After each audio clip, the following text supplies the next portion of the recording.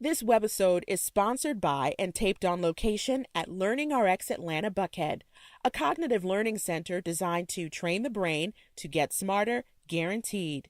In this webisode, we ask, what are the symptoms of mommy brain?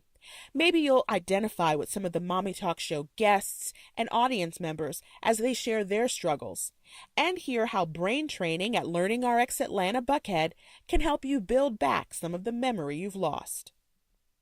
All your life you're using your strengths to compensate for weaknesses. Everybody does, and we all have strengths and weaknesses. But then after you have a baby, that's a whole, a lot more that then you have to deal with. And so sometimes, and then you have more babies, like I did. And then at some point, sometimes it becomes, oh my gosh, my strengths are not compensating for my weaknesses as well as they used to.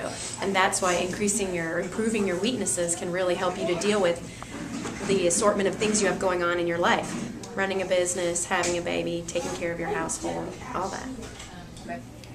This particular client had some long-term memory and some visualization issues, and so she would tell something to her son but wouldn't remember what she told him because she just couldn't remember. She didn't have those skills to remember, and so it was a really big struggle for her, and she wanted to make sure that she didn't just let her sons get away with things and that she really followed through. And so she went through the training and kept reporting that, oh yeah, I finally, he came downstairs and I told him to do 3 things, and then he didn't do all of them, but then I remembered to tell him the consequence of not doing those things. I could finally follow through, and her son was having better behavior as a result of that, and she started to see some changes in him as well. So, and helping him with his homework too, because she couldn't even keep up with all of the homework that he had, because she had poor memory skills.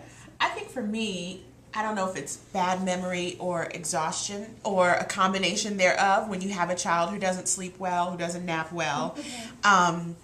When you're trying to run a business, when you're trying to, handle clients and, like you said, run your household and things like that. I was sharing with Beth and Susie how I told a friend from high school who was in town, oh, let's meet at this restaurant. I sent him the link to the website. I did everything. I went to a restaurant 2 doors down and sat down and ordered and didn't realize until I looked at the menu that I went to the wrong place. Is that mommy brain too? Just this morning I told my son no TV for the week, and I said I had to write it down on my calendar just to remind myself that it's no TV for the week. Otherwise I'll forget. He'll be watching television, and then later on by Wednesday I'm like, oh, you were supposed to have TV. So yeah, it's mommy brain, and he's 11, so I still have it. Okay, so it doesn't get better even when they start sleeping better? And you didn't sleep better? Samantha? I don't know that it does. I think it gets a little bit better. You're not as frazzled, but there's still moments where your memory just completely goes, and it's like, what was I doing? Why did I come to this room? So it's still there. I think that one of the points you're talking about is great, because you all said, you don't have to be diagnosed with a learning difference to benefit from brain training. Mm-hmm.